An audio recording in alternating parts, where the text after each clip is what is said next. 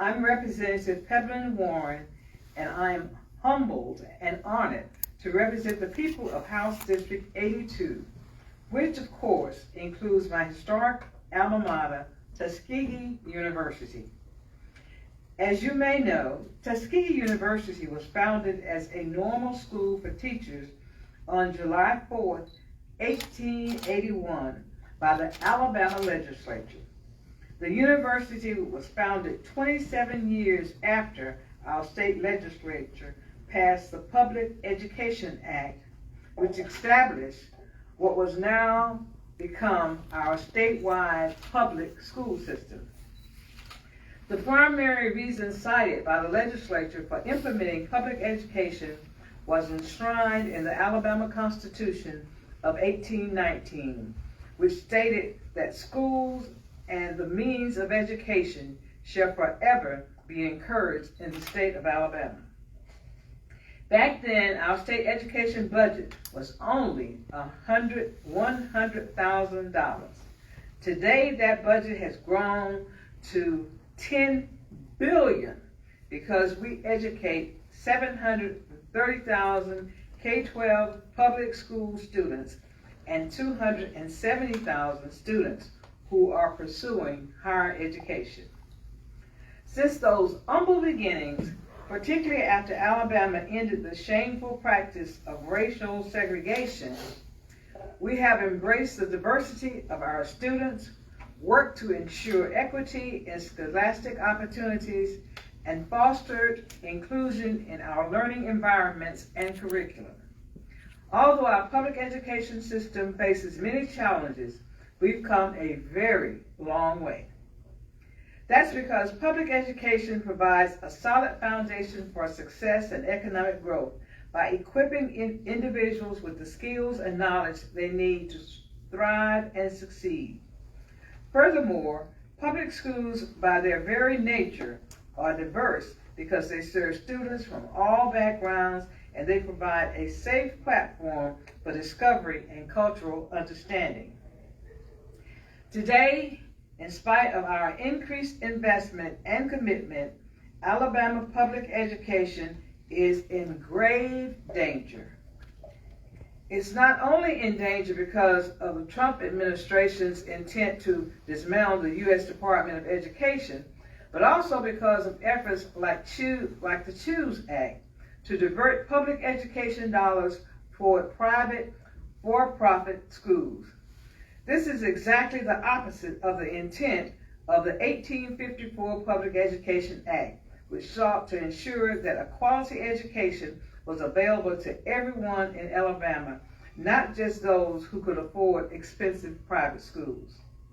Like I said, we have many challenges to meet when it comes to improving educational outcomes, but mandating school prayer and posting the 10 Commandments in the classrooms will not reduce the academic achievement gap or improve our graduation rate. Turning our back on diversity, equity, and inclusion is not progress. It is a failure that undermines the very purpose of public education. So as we finish this legislation session, having allocated another $80 million to the CHOOSE Act, I urge my colleagues in the legislature to remember the intent or purpose of Alabama public education. We cannot afford to go down the path of other states, like Florida, that are now spending billions to fund private schools at taxpayers' expense. Let's remember why we chose to fund public education in the first place, and let's protect the investment for future generations. Thank you, and I will now like to introduce my colleague from Opelika, representing House District 83, Jerry Gray.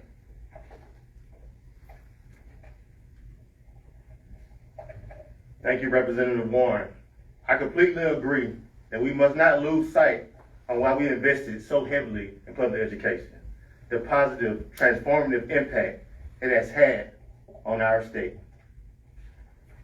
As we mentioned, we are facing very uncertain times. The Trump administration is threatening to eliminate the U.S. Department of Education, and that impact on Alabama will be devastating. But that's not all we face. The reduction in federal funds and staffing, along with Trump's trade war tariffs, it will continue to hurt Alabama's economy. Let's put this in perspective.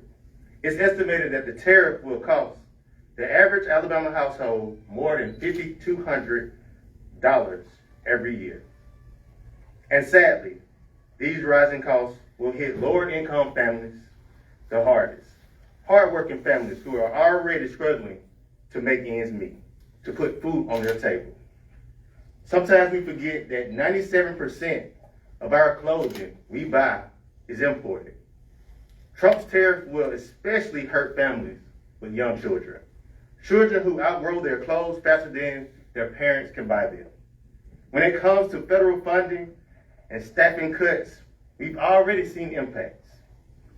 Food programs shutting down, Social Security offices closing, and life-saving medical research council. And all of this within the first 100 days of the Trump administration. And sadly, there's no clear end in sight. Now, as state legislators, we don't control what happens in Washington, but we can act here at home.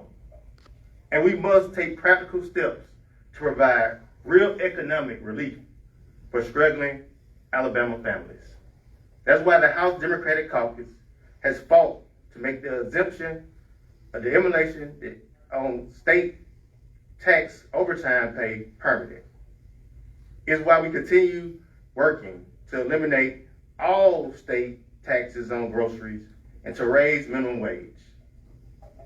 We made these proposals with a simple goal in mind: to ensure that families have more money in their pocket and to combat inflation and rising costs.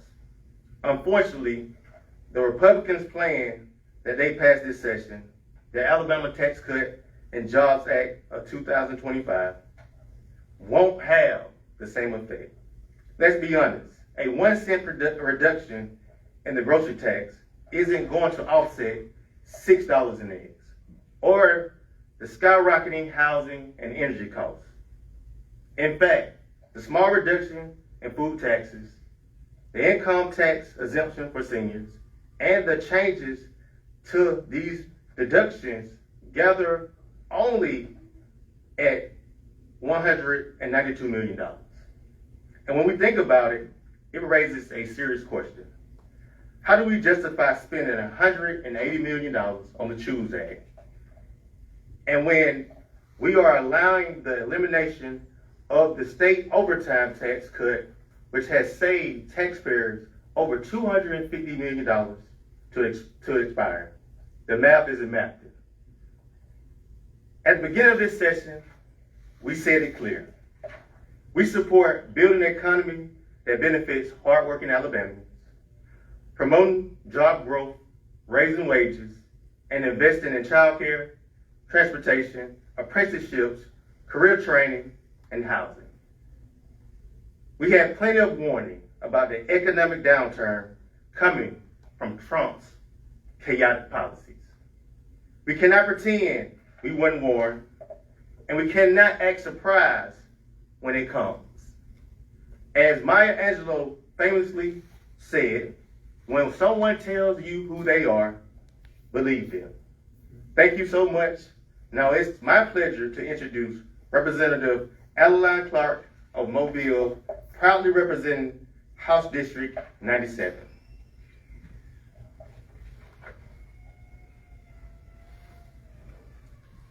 Thank you, Representative Gray, and good afternoon.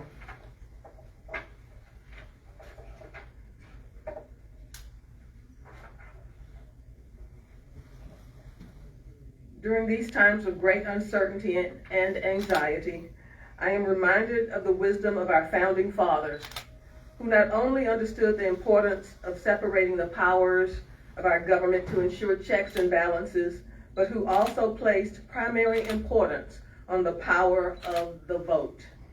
On both the national and state level, There are many people right now who are very concerned because they see things taking place that they don't support and they certainly didn't vote for.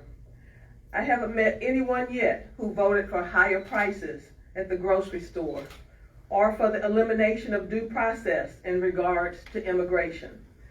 Likewise, the people of Alabama do not put renaming the Gulf of Mexico on their list of urgent issues that we should be taking up here in this state legislature. But ever since the 2020 election, I have heard many of my constituents say that they are concerned about their right to vote and their confusion over arbitrary changes to the election process. In Alabama, our former and current secretaries of state have assured us that our elections are safe and secure. Yet, despite no evidence of any type of widespread voter fraud that would have changed the outcome of an election, they've imposed more obstacles to voting that have created unnecessary changes for our elderly, our sick, and disabled. They continue to keep changing the rules and finding new ways to suppress voting, rather than working toward increasing voter participation. This is why I introduced House Bill 60 to establish the Alabama Voting Rights Act, which would prevent discrimination in the voting process and ensure that eligible voters are not disenfranchised. It's long past time for it to be heard and considered in the House, yet HB 60 nor its companion, Senate Bill 7, were even vetted by committees in either the House or the Senate this session. Especially in Alabama, we have fought and bled for our right to vote because we understand its tremendous power and that, indeed, elections have consequences. Across the nation, people are finally understanding the harm that can be caused by extreme political partisanship and the dangers of being ruled by a supermajority that has no tolerance to listen to or even debate opposing views. That's why at this very moment, it's important for us to dust off our copies of the Constitution. We must read it again, reflect on its wisdom, and remember that in our nation and in our beloved state of Alabama, that true power rests in the hands of the people. I say this today because the elections in 2026 are right around the corner. We must ensure that all eligible citizens are able to exercise their right to vote with ease and confidence in safe, secure, and fair elections. We must support efforts to increase voter participation and oppose unnecessary obstacles to voting, including voter suppression, gerrymandering, and burdensome mandates. In addition, we must also counter the spread of misinformation related to the integrity of our elections and protect our election workers from harassment and threats of violence. As we look to 2026 and beyond, let's renew our efforts to increase voter participation and make the process more accessible for every eligible voter. Just remember that if your vote didn't matter, they wouldn't be trying so hard to take it from you or make the process more difficult. As the saying goes, the power of the people is much stronger than the people in power. We thank you, and at this time, we'd be happy to answer any questions for you. I have a quick question. I know that Representative Drummond had put out a bill or introduced a bill to deal with education funding from the federal government. For example, if it drops below a certain threshold, to have a task force put in place to study and I guess to find ways to replenish that funding. Have there been any other discussions on a bipartisan level regarding what we know are going to be impacts from the federal government? We see things being cut like NIH funding, all these other different things. Has leadership discussed this in the legislature, what to do when these things start to happen? And, you know, they're happening now and they're going to really impact Alabama. And we're proud of Representative Drummond, who's chair lady of our House Democratic Caucus, for having the foresight to introduce that legislation. I don't think it has had any movement, and we are unaware of any efforts, bipartisan efforts, to do anything similarly. Okay. I find it quite disturbing that with what's going on federally, nationally, in this state house, you don't hear a word. It's like it's not even happening. I think we got to step out and step into reality, because it is happening and it's gonna have a serious impact on the state of Alabama.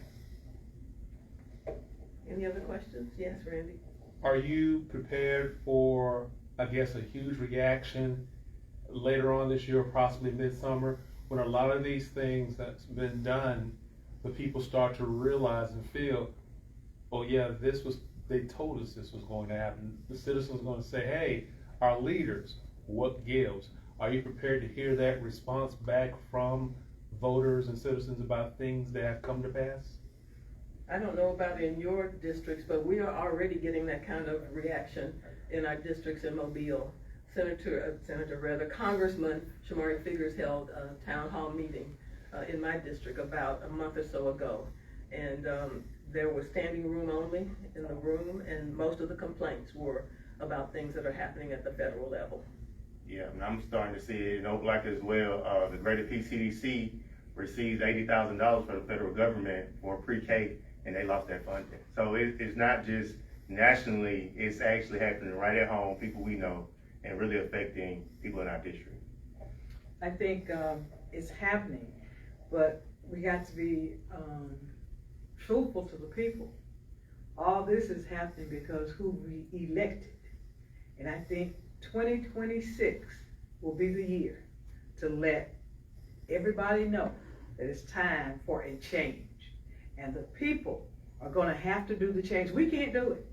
The people are gonna have to come out and vote and make a difference in 2026. Thank you all. Thank you. Appreciate it.